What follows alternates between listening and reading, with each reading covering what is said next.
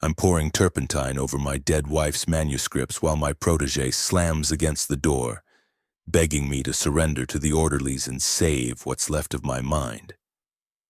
Behind me, an algorithm flickers on the monitor, one that can burn out the brain of every system user in seconds. And I strike the lighter knowing the woman I love didn't die in an accident, but was the first successful test of this technology. A few weeks earlier, everything felt stable and predictable. The morning arrival at the Ethelgard Institute, routine access checks, a workday free of doubt or tension.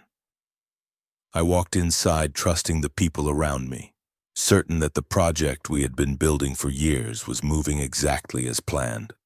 The glass elevator of the Ethelgard Institute climbed the 42 floors with a silent, pressurized efficiency that usually mirrored my own state of mind. At 44, I had spent half my life building the Ethelgard project from a theoretical white paper into the world's most advanced neural mapping architecture. My patents were the foundation of a $500 million valuation. I was the chief technical officer, the visionary, the man whose brain was literally hard-coded into the company's success. But as the doors slid open at 7:14 a.m. on a Tuesday, the air felt different. The humidity of the Potomac morning usually vanished the moment you stepped into the climate-controlled lobby, but today, a cold draft seemed to emanate from the walls themselves. I stepped toward the biometric scanner, a routine I'd performed thousands of times. I placed my hand on the glass. The laser swept across my palm. Instead of the familiar green chime and the unlocking of the secondary gates, a harsh, flat crimson light pulsed 3 times. Access denied. I pulled my hand back, frowning. I tried again, pressing firmer. Red light. Red light. Red light. "Morning, Marcus," I said, turning to the security desk where a man I'd known for 8 years sat. Usually Marcus would be joking about the Orioles or asking if I wanted my usual dark roast from the break room. Today, he wouldn't look at me. He was staring at a monitor, his jaw tight. "Marcus, the scanner's acting up. Can you run a manual override?" "I can't do that, Dr. Sterling," he said, his voice sounding like it was being squeezed out of him. He still wouldn't meet my eyes. "What do you mean you can't? I'm the CTO. I literally designed the encryption for that gate." "Orders from the board, sir. You're to be escorted directly to Conference Room Delta. No access to the labs, no access to the server room." A cold sensation like liquid nitrogen started at the base of my spine and climbed upward. I didn't argue. In the corporate world of high-stakes biotech, you don't fight the security guard. You find the person holding the leash. I followed Marcus through a side door. We didn't take the main hall. We moved through the service corridor, a sterile, white-tiled vein that bypassed the heart of the research facility. I could see my team through the glass partitions of the Level 4 lab. Young, brilliant minds I'd recruited from MIT and Stanford. They were huddled together, whispering. When they saw me, they looked away. It was the same look people give a car wreck on the side of the highway. Relief that it isn't them, mixed with a morbid curiosity about the damage. Conference Room Delta was at the very end of the executive wing. It was a soundproofed box of glass and mahogany overlooking the gray, churning water of the river. When I walked in, I didn't see my colleagues. I saw a firing squad in bespoke suits. Sitting at the head of the table was Arthur Vance, the Institute's legal counsel, and a man who viewed human beings as line items to be audited. Beside him was Dr. Eris Thorne, the chairman of the board, and a woman I hadn't seen before, a sharp-featured professional in a gray blazer holding a digital tablet. "Sit down, Elias," Thorne said. His voice was practiced, dripping with the kind of forced empathy used by hospice nurses and executioners. "I'll stand," I replied, my voice coming out steadier than I felt. "I am an engineer. I deal in logic and predictable outcomes in the rigorous testing of hypotheses. My mind began to map the room, calculating the load-bearing stress of the situation. Why is my badge deactivated, Aris? Why am I being escorted through service tunnels? Arthur Vance slid a thick blue-bound folder across the polished wood. We've spent the last 72 hours conducting an internal review of the Helios project logs, Elias. Specifically, the data integrity reports you filed over the last quarter. The project is on track, I said. We're 3 weeks from the FDA Phase 1 filing. The mapping is 99% accurate. According to you, Vance interrupted. But we've had some concerns from within your own team. They've reported significant anomalies, data that appears to have been massaged to fit your theories. And then there are the personal observations. Anomalies? Massaged data? I felt a laugh building in my throat, but it was a bitter, jagged thing. I built the verification algorithms. If there's a discrepancy, I'd be the first to know. That's the problem, Elias, Dr. Thorne said, leaning forward. We're not sure you would know. Not lately. We've all noticed the change since Sarah's passing. The late nights, the isolation, the erratic outbursts in the lab. Sarah. My wife.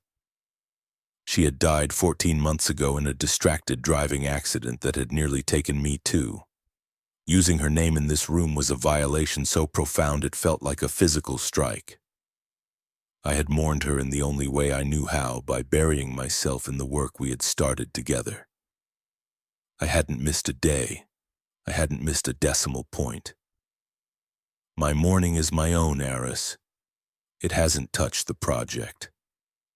The board disagrees, Vance said, his voice flat. He tapped the folder.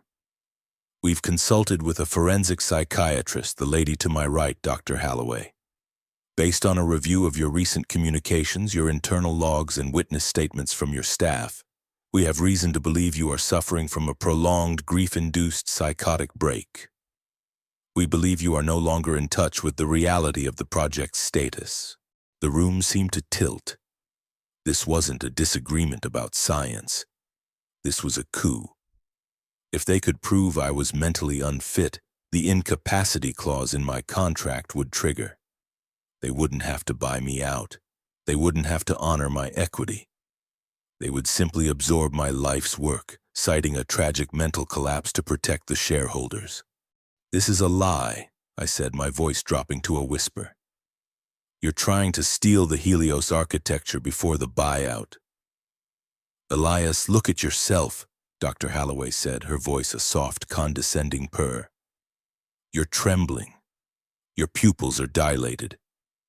You've become obsessed with a sabotage theory that doesn't exist. We want to help you. We have a private facility in Vermont. Quiet, discreet. We've already arranged for your admission. A facility? You mean a cage, I snapped. You want me committed so you can sign the merger with Global Neuralink without my oversight. You know I'd block the sale because their ethics are non-existent. Vance stood up. He was a tall man, and he used his height like a weapon. We aren't asking, Elias. Under the terms of the Helios Founders Agreement, the board has the authority to mandate a fitness for duty evaluation. Given the sensitive nature of our government contracts, we cannot allow an unstable individual access to the Level 4 servers.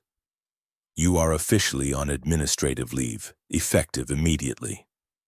Your personal devices have been wiped of all company data. Your home office in Arlington is being cleared as we speak. You went to my house. The rage was a cold, sharp blade now. They had invaded my lab, my mind, and now my sanctuary. Sarah's things, her journals, the last remnants of the life we had shared. We're protecting the assets, Elias, Thorne said, not looking at me. Including you. Marcus will escort you to the garage. A car is waiting to take you home. Don't go to the labs. Don't try to contact your team. If you attempt to access any Ethelgard server remotely, we will involve the FBI. We have the logs. We have the witnesses. Don't make this more painful than it already is. I looked at the folder on the table. I looked at the three people who had been my friends, my colleagues, my partners. I realized then that they weren't looking at a human being. They were looking at a hurdle. I was a structural defect in their financial plan, and they were trying to demolish me before I could collapse their deal. I turned and walked out. I didn't say goodbye. I didn't scream. An engineer doesn't yell at a bridge when it fails. He looks for the point of structural compromise. Marcus was waiting in the hall, his hand resting uncomfortably on his holster. He walked me to the elevator, then through the lobby and out into the humidity of the DC morning. The black sedan was waiting at the curb. The driver was a man I'd never seen, large, silent, wearing sunglasses that reflected my own pale, shocked face. I got into the back seat. The door closed with a heavy, final thud. As the car pulled away from the curb, I looked back at the Ethelgard Tower. It looked like a fortress, a monolith built on my bones. I reached into my pocket, my fingers brushing the smooth surface of my phone. I tried to turn it on. The screen remained black. Remote wipe. They had been thorough. They had stripped me of my data, my access, and my reputation in less than 20 minutes. But they had made one critical error. They assumed I was the man Dr. Holloway had described. A broken, grieving widower clinging to the past. They forgot who I was before Ethelgard. They forgot that I didn't just design neural maps. I designed the security protocols that guarded them. I designed the fail-safes. As the car turned onto the George Washington Parkway, I leaned my head back against the leather seat and closed my eyes. My mind began to work, not with grief, but with the cold, rhythmic precision of a processor. I began to reconstruct the logs they claimed were massaged. I began to visualize the code. I didn't need a computer to see it. I had written every line. They wanted to declare me insane? Fine. I would give them a masterpiece of madness. I would let them think they were winning. I would let them move toward their merger, their payout, their glorious corporate future. I felt the car hit a bump, the vibration rattling my teeth. My hand drifted to the inside pocket of my blazer. Tucked into the lining was a small encrypted USB drive, a physical backup I'd made 6 months ago when the first whispers of a merger had started. It wasn't the whole project, but it was the black box, the diagnostic tool I'd built to catch errors in the mapping. If they had altered my data to make me look incompetent, the black box would find the fingerprints. It would show the timestamp of every change. It would show the IP address of the person who had edited my life's work. I wasn't going to Vermont. I wasn't going to sit in a quiet room and let them erase me. The car pulled into the driveway of my house in Arlington. 2 white vans were parked at the curb, professional document shredding. They were already there, clearing out my office, taking Sarah's letters, my research, my history. I watched through the window as a man in a jumpsuit carried a box out of my front door. My hands clenched into fists, the nails digging into my palms until I felt the bite of pain. It was a grounding sensation. It reminded me that I was still here. I was still real. The driver opened the door. "We're here, sir." I stepped out into the heat. I didn't look at the men taking my boxes. I didn't look at the driver. I walked up the steps and into my house. The hallway was empty, the echoes of my footsteps sounding hollow on the hardwood. The air smelled of strangers, the scent of cardboard and industrial cleaning fluid. I went into the kitchen and poured a glass of water. My hand was steady. I watched the surface of the liquid, a perfect, unmoving circle. "Log entry 1, I whispered to the empty room, the habits of a lifetime of research asserting themselves. "The structure has been compromised from within. The load-bearing members have turned. The goal is no longer preservation. The goal is controlled demolition." I took a sip of the water. It was cold and sharp. They thought they had isolated me. They thought they had taken my resources, but they had forgotten the most basic rule of engineering. The more you compress a material, the harder it becomes, and right now, I was becoming something indestructible. I walked toward my bedroom, bypassing the ransacked office. I needed to find a way back into the network. I needed to find a way to show the world that the psychotic break wasn't mine. It was the board's. The game had started. They had the building, the lawyers, and the money. All I had was the truth, and a mind that knew exactly where to find the cracks in their foundation. I sat on the edge of my bed and looked at the USB drive in my hand. It was time to start the counter-audit. It was time to show them that Elias Thorne was still very much in control. The sound of the industrial shredder outside my window was the rhythm of a funeral march. I stood in the center of my living room watching two men in gray jumpsuits methodically clear the shelves of my study. They didn't just take the Ethelgard binders. They took the framed certificates of my PhD from Johns Hopkins. They took the blueprints of the first neural interface prototype Sarah and I had sketched on a napkin in a diner in Bethesda. They even took a stack of medical journals she had bookmarked with yellow post-it notes before the accident. I didn't stop them. To stop them would be to provide the erratic behavior Dr. Holloway was looking for. I simply stood there, a ghost in my own home, holding a glass of lukewarm water as they sanitized my existence. Every box they taped shut was a brick in the wall they were building around me. The lead technician, a man with a thick neck and a clipboard, didn't look at me as he marked a box with the label Biohazard Confidential. I knew what that box contained. It held the original tissue mapping samples that proved our neural architecture was stable over long-term exposure. Without those, I couldn't prove the safety of the Helios project. By the time they finished, the house felt like a staged model home, cold, empty, and devoid of any evidence that Dr. Elias Sterling had ever lived there. I watched the white vans pull away, taking my history with them, and for the first time in my life I felt the terrifying weight of absolute silence. They hadn't just taken my work, they had taken my credibility. I was now a man with no data, no lab, and no witness. I walked down the basement stairs, the air becoming cooler and smelling of damp concrete.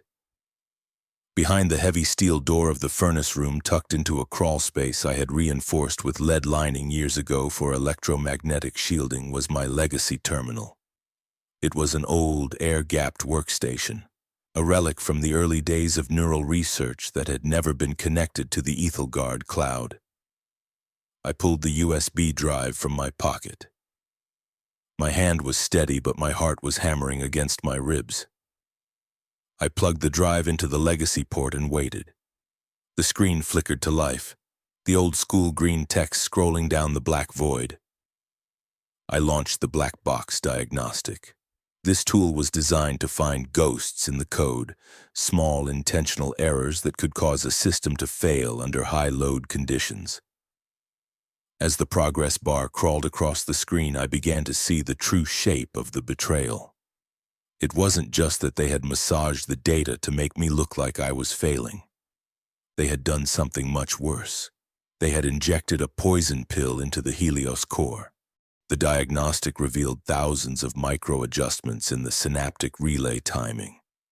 If the Helios project were merged with the global Neuralink network as planned, these adjustments would cause a massive, irreversible cascade failure in the user's neural pathways. It wouldn't happen immediately. It would wait until the merger was complete, until the board had their payouts, and then the system would literally burn out the brains of anyone connected to it. And the fingerprints. They weren't Vance's or Thorne's. Every single one of those malicious edits was signed with my digital key.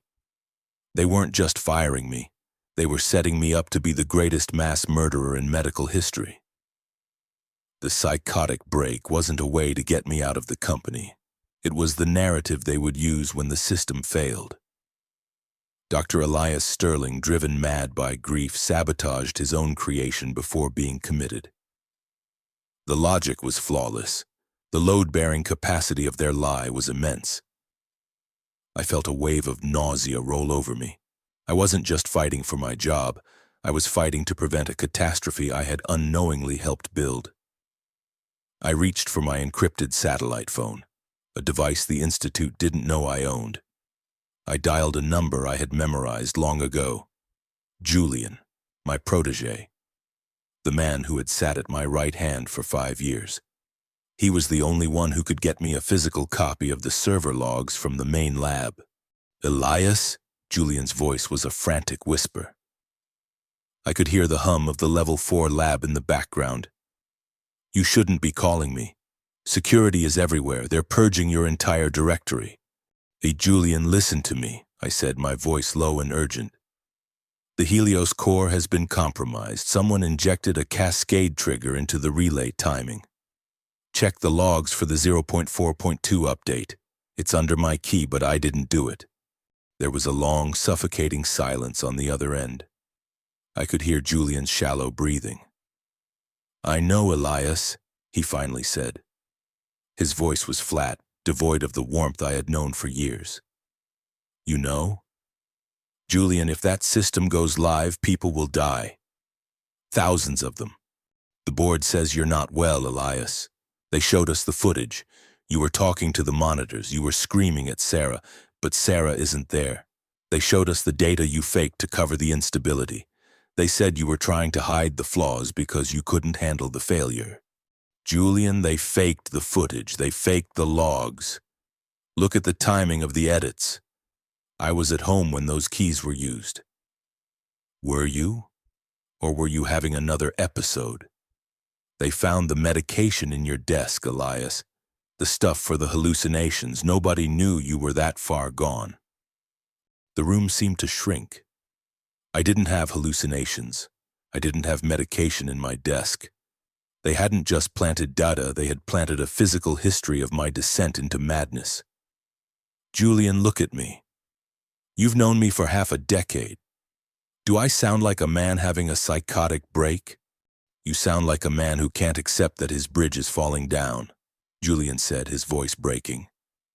I'm sorry, Elias, I really am. But I have a career. I have a family. Dr. Thorne offered me the CTO position.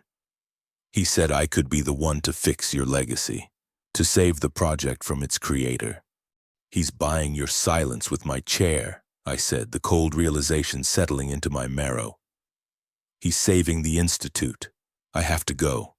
Don't call this number again. They're monitoring everything. The line went dead. I stared at the satellite phone. My only ally had been converted into my most dangerous witness. Julian wasn't just taking my job, he was going to provide the technical testimony that would seal my fate. He knew the code well enough to make the sabotage look like the work of a brilliant, desperate mind. I sat in the dark of the furnace room, the green glow of the terminal casting long, distorted shadows against the walls. I was trapped in a box of my own design. Every failsafe I had built was being used to lock me out. Every person I had trusted was being used to keep me in. Suddenly, a heavy thud vibrated through the floorboards above me. The front door. I checked the hidden camera feed on the terminal. A man in a dark, expensive suit was standing in my foyer. He didn't look like a shredder or a technician. He looked like a wolf in a pinstripe suit. This was Marcus Cale, the crisis consultant Eris Thorne had mentioned. He was the one sent to manage the human wreckage. I watched as he walked through my empty living room, his eyes scanning the walls with a clinical, predatory curiosity.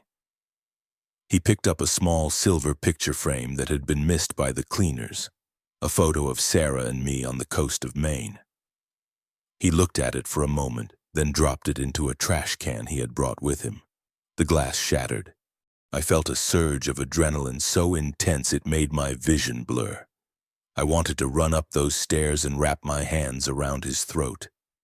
But an engineer knows that heat causes expansion, and expansion leads to failure. I needed to be cold. I needed to be steel. I watched the monitor as Cale sat down at my kitchen table and pulled a set of documents from his briefcase. I zoomed in on the text. voluntary commitment and transfer of power. They were here to collect the final signature. They weren't going to wait for a court order. They were going to pressure me into signing away my life tonight under the guise of protection. Cale looked directly at the hidden camera lens tucked into the smoke detector.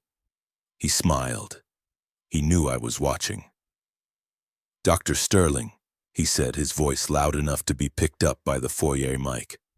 "I know you're in the house. We've been monitoring the thermal signatures. You're in the basement. That's very characteristic of your current state.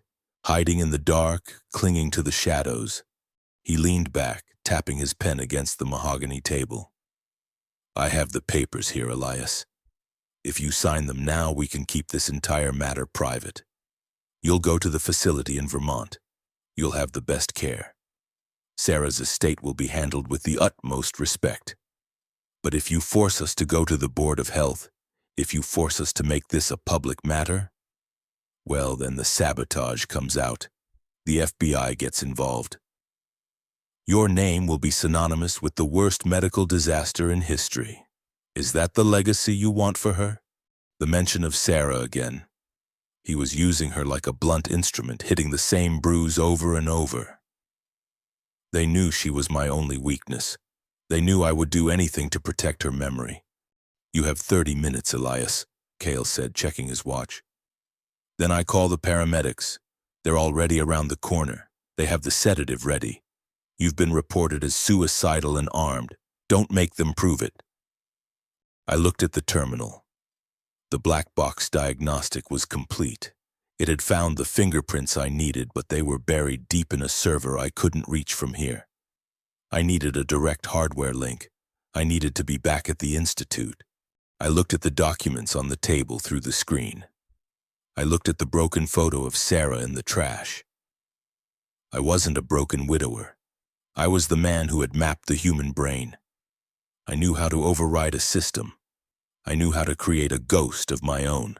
I reached for a small, specialized kit I kept under the desk, a set of signal jammers and a portable hacking rig. I began to wire the legacy terminal to the house's smart grid. If Cale wanted a show of instability, I would give him a haunting. I initiated the overload protocol on the house's lighting and sound system. 30 minutes, Mr. Cale," I whispered to the monitor. "I think you're going to find that the structure of this house is more complex than you realized." I started the sequence. The lights in the kitchen began to flicker in a rhythmic staccato pattern, the binary code for inquiry. The smart speakers in the living room began to play a recording of Sarah's voice, a distorted looping clip from an old voicemail. "Elias, are you there? Elias, I'm waiting for you."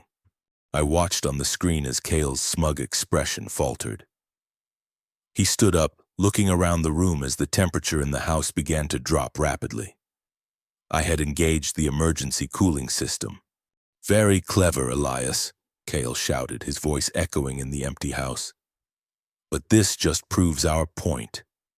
You're lost in a world of ghosts. You're attacking an empty room." "I'm not attacking the room, Marcus," I said, my voice broadcasting through the kitchen intercom. "I'm testing the stress threshold of the observer. Tell me, what does the board do when their crisis consultant is found dead in the house of a man they claim is insane? Does that help the merger, or does it invite the kind of investigation you're so desperate to avoid?" The lights turned a deep blood red. The sound of a digital heart monitor began to pulse through the house, the beat accelerating with every second. I wasn't just hiding. I was preparing my exit. I needed to get out of the house before the paramedics arrived, but I couldn't leave without the final piece of data. I saw Kyle reach for his phone, his face pale in the red light. He was rattled. The broken man wasn't behaving as expected. I grabbed my gear and moved toward the hidden service tunnel that led from the basement to the detached garage. It was a narrow, cramped space, but it was my only way out. As I crawled through the dark, the sounds of the house, Sarah's voice, the pounding heartbeat, the flickering electricity, faded behind me. I was leaving my sanctuary. I was leaving the last place I had been happy. The merger was 48 hours away. The poison pill was already in the system. Julian was sitting in my chair. I reached the end of the tunnel and pushed open the heavy wooden door into the garage. My old 1968 Mustang was sitting there, a mechanical beast in a world of digital treachery. It had no smart tech, no GPS, no remote kill switch. I got in and turned the key. The engine roared to life, a primal analog scream. I looked at the USB drive on the dashboard. The black box was active. Phase 2, I said, putting the car into gear. Let's see how the Institute handles a system-wide audit from a man who doesn't exist. I drove out of the garage, the tires screeching on the pavement as I bypassed the white vans and headed toward the city. The hunt was on, but the roles had shifted. I was no longer the prey. I was the structural failure they never saw coming. I didn't drive back toward the shimmering towers of Bethesda or the polished marble of D.C. I drove north, toward the rusted, salt-crusted docks of Baltimore's Fells Point. My destination was a small third-floor walk-up above a shuttered nautical supply store. It was a space Sarah had rented under her maiden name Miller 3 months before the accident. She told me it was a painting studio, a place to escape the sterile precision of our professional lives. I had never visited it while she was alive. I had respected her need for a boundary, a silo of her own. Now it was the only air-gap territory left on the map of my life. I parked the Mustang 3 blocks away in a flooded gravel lot and walked through the biting Chesapeake wind. My hood pulled low. The building was a relic of 19th century masonry, thick-walled and honest. I let myself in with the spare key I'd found in the lining of her jewelry box months ago. The air inside the studio was stagnant, smelling of linseed oil, old turpentine, and a faint, heartbreaking trace of her perfume. It wasn't a studio. There were no canvases, no easels. Instead, the room was lined with corkboards covered in frantic handwritten notes and printed spreadsheets. In the center of the room sat a single high-end server tower and a triple monitor setup. Sarah hadn't been painting. She had been auditing Ethelgard. I sat in her chair, the leather still holding a ghost of her shape, and felt the first true crack in my internal foundation. My wife, the woman I thought I knew better than my own pulse, had been conducting a shadow investigation into the very company we were building together. I powered up the system. It was protected by a 24-character biometric passphrase. I didn't need to guess. I knew the sequence. It was the date we met, the coordinates of the Johns Hopkins Observatory, and the atomic weight of the gold in her wedding band. The screens flickered to life, bathing the dark room in a cold blue glow. The files weren't about the Helios project. They were about the Legacy Fund, a series of offshore accounts Thorne and Vance had used to funnel R&D grants into private shell companies in the Cayman Islands.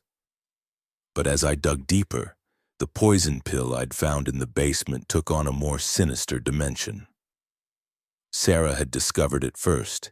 She had found a discrepancy in the initial synaptic relay trials 2 years ago. She had documented how Thorne had ordered the safety protocols to be bypassed to meet the global Neuralink acquisition milestones. I opened a folder labeled Final Report, Proof of Criminal Negligence. The last entry was dated October 14th, the day of her accident. There was a saved draft of an email to the Department of Justice. It was never sent. My breath hitched in my throat, a ragged, uneven sound that filled the small room. I went to the police report of the crash, the PDF I had read 1,000 times until the words had lost all meaning. I looked at the photos of the wreckage again, but this time I didn't look at the crushed cabin or the shattered glass. I looked at the onboard computer's diagnostic port. The report cited driver distraction leading to a high-speed collision with a bridge abutment. But Sarah wasn't distracted. She was a meticulous driver, a woman who calculated her braking distances.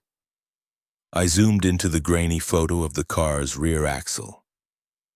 There was a small, scorched mark on the electronic braking module, the kind of mark left by a high-voltage surge.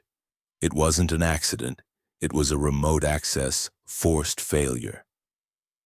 Thorne didn't just target my mind after the accident. He targeted her life to prevent the audit from going public. They hadn't just stolen my work. They had murdered the only person who made that work worth doing. The grief I had been carrying, that heavy, suffocating load, suddenly underwent a phase shift.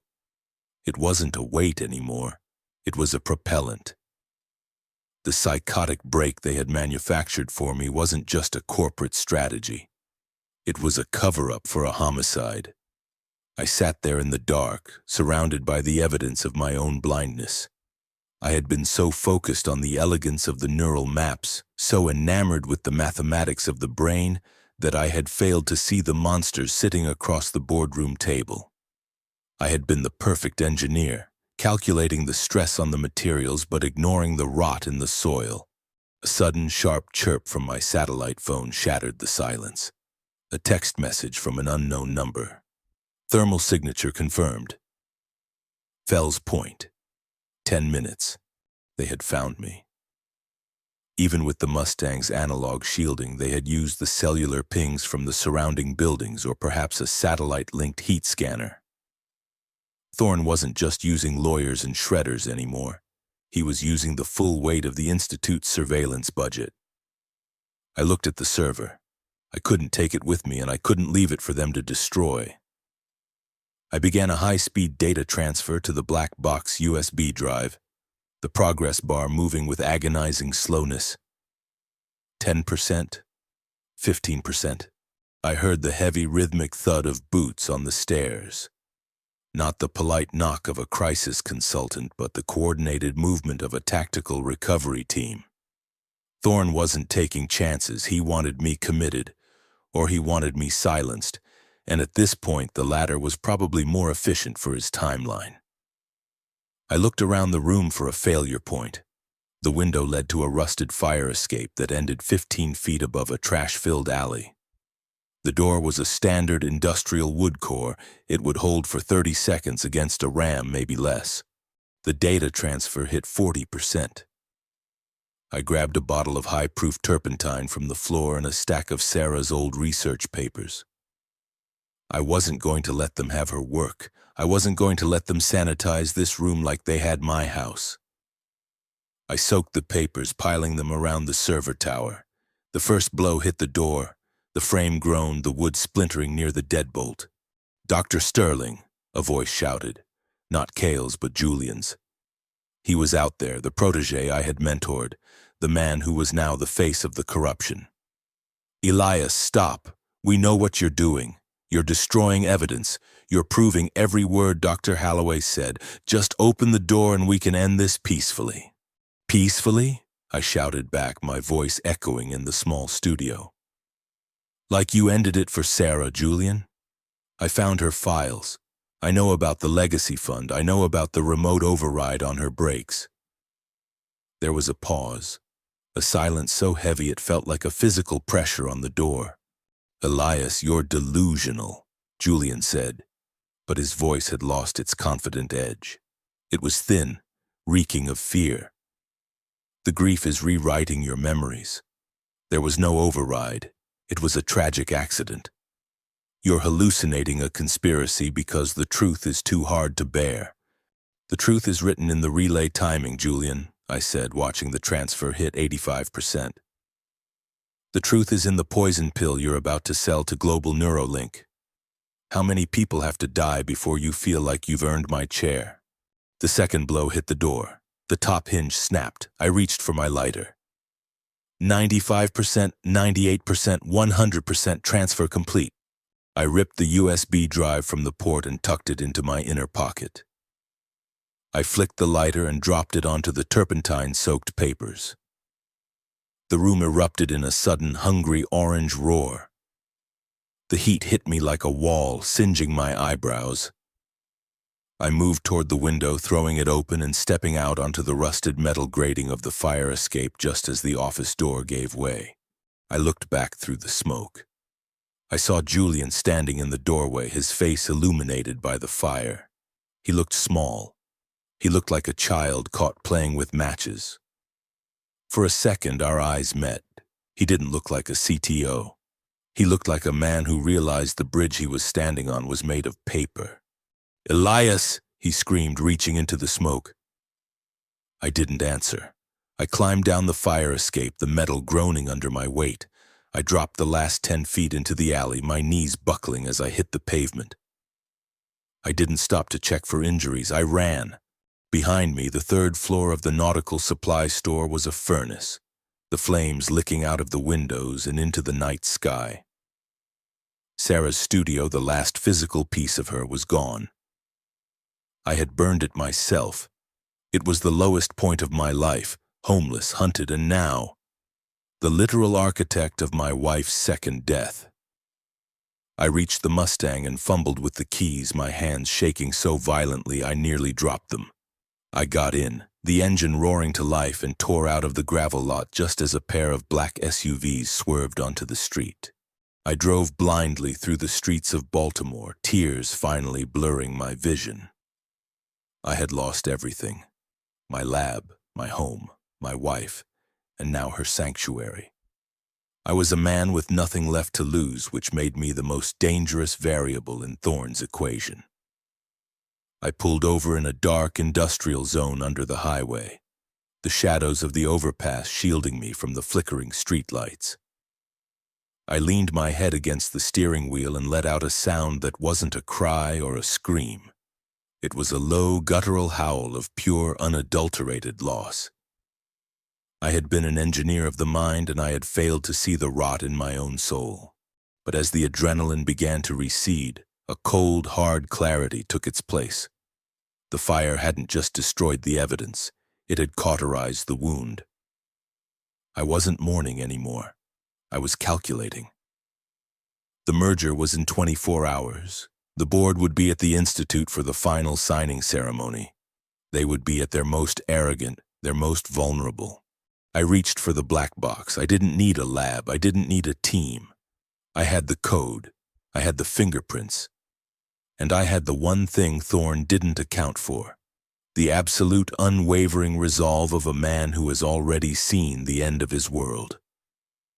I pulled a laptop from the Mustang's trunk, a ruggedized unit I'd kept for field testing. I plugged in the black box. "Final log entry," I whispered, the light of the screen reflecting in my eyes, which were now as cold and hard as the steel of the car. "The structural failure is total. The demolition is no longer controlled. It's time to bring the whole building down." I began to type, the rhythmic click of the keys the only sound in the dark underpass. I wasn't just auditing their data anymore. I was rewriting the Helios core. If Thorne wanted to sell a poison pill, I was going to make sure he was the first one to swallow it. I was going to turn the Ethelgard network into a mirror, reflecting every lie, every theft, and every murder directly back into the boardroom. The lowest point was behind me. There was nothing left to fall. Now there was only the climb. I put the car in gear and headed south, back toward DC, back toward the heart of the machine. The engineer was coming home, and he was bringing the wrecking ball with him. The Ethelgard Institute looked different at 4 a.m. on the day of its extinction. It didn't look like a temple of science or a fortress of industry. It looked like a structural failure waiting for a catalyst.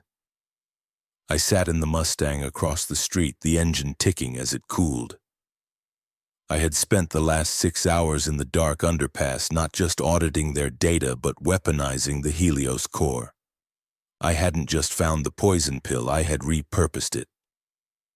I had turned the entire neural network into a diagnostic mirror that would reflect every hidden transaction, every altered log, and every encrypted bribe back onto the main monitors of the executive boardroom. I wasn't going in to argue or plead.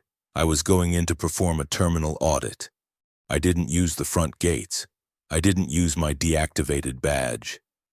I used the maintenance access for the liquid nitrogen cooling lines, a physical entry point I had designed for emergencies. I crawled through the service conduits, the cold air numbing my skin, a physical sensation that matched the absolute stillness of my mind. I moved through the guts of the building, past the sensors and the biometric gates, using my intimate knowledge of the Institute's hardware to bypass the digital eyes that were looking for a madman.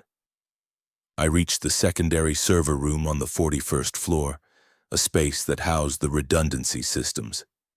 It was empty, the air humming with the sound of cooling fans. I didn't need the main terminal, I needed the backbone. I plugged the black box into the relay array. Log entry, final, I whispered as the upload began. The audit is live. The mirror is set. All that remains is the observation of the collapse. I moved to the boardroom through the HVAC vents, emerging in a small maintenance closet just as the sun began to bleed over the Potomac. I watched through the louvered door as the board arrived. They looked triumphant.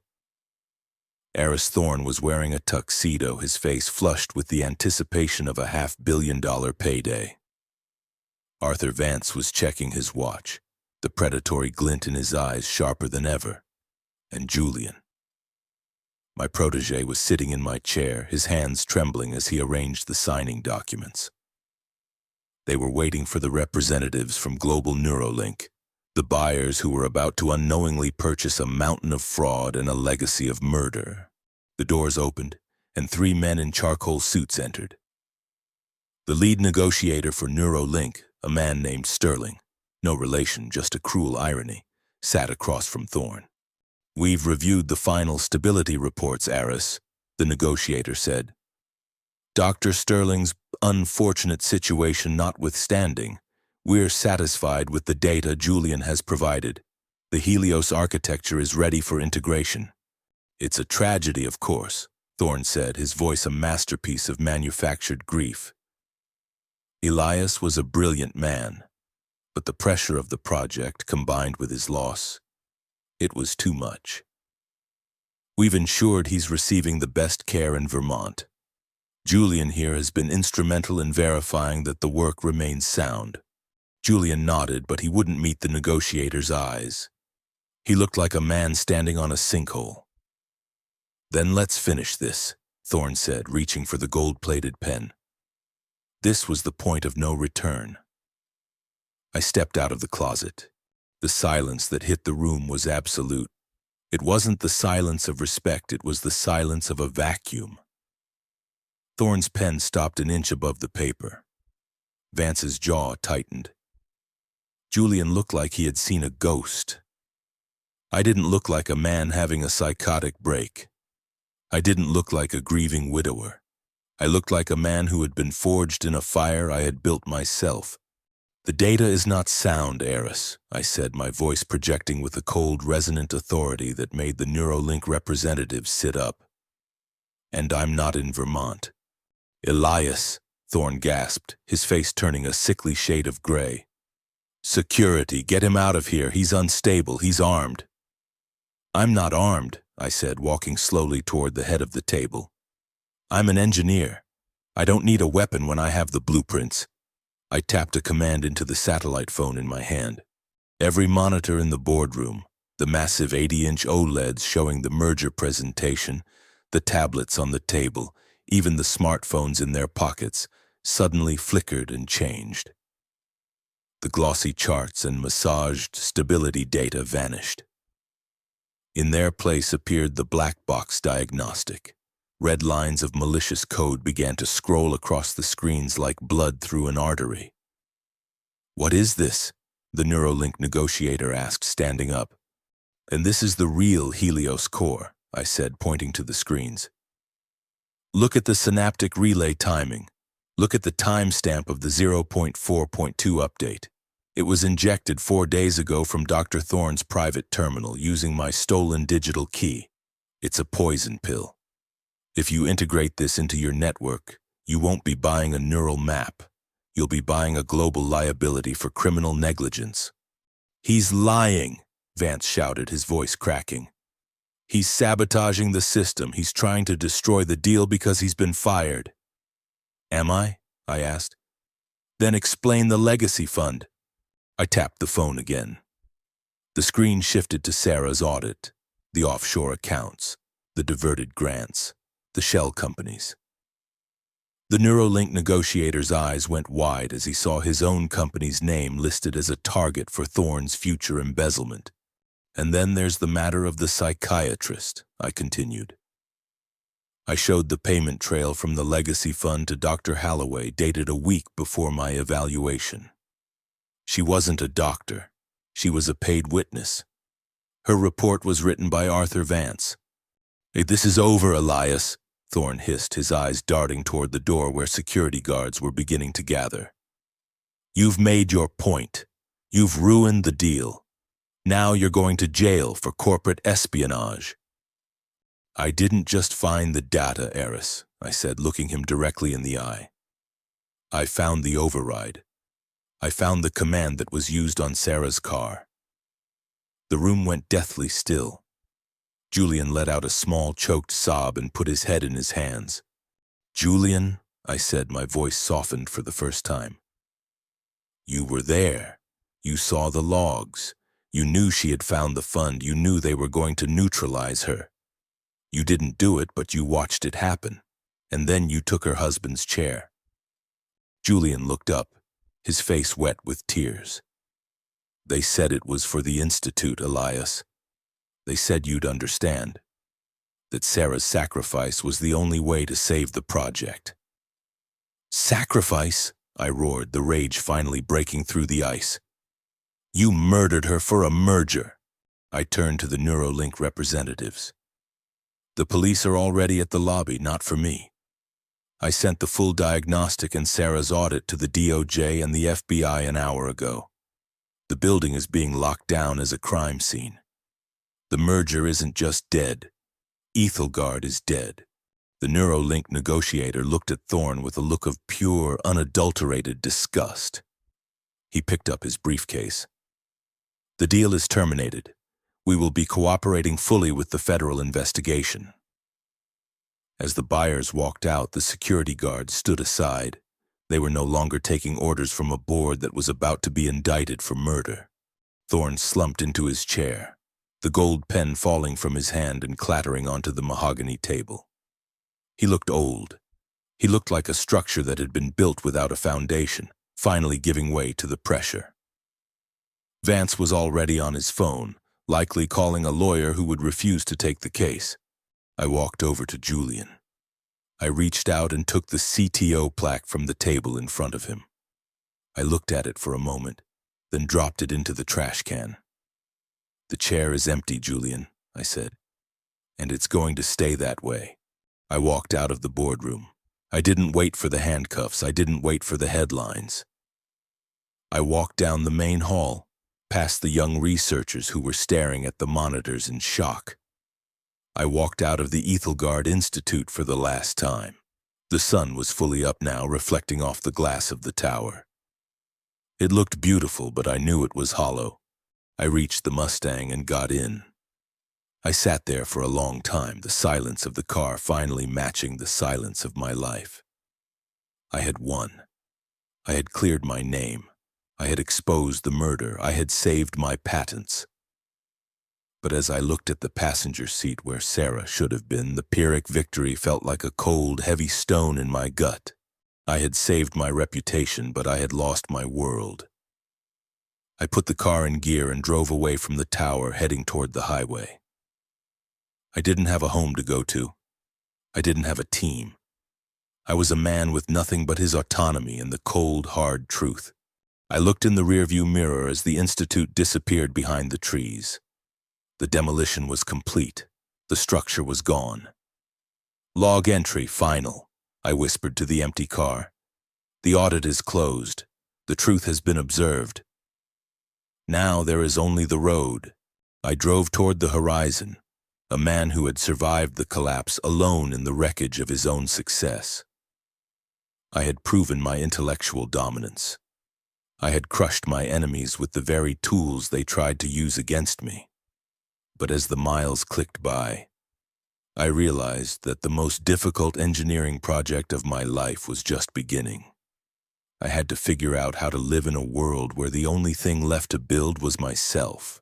The engine roared as I accelerated onto the interstate, leaving the ghost of Elias Sterling behind and driving into a future that was, for the first time in years, entirely my own.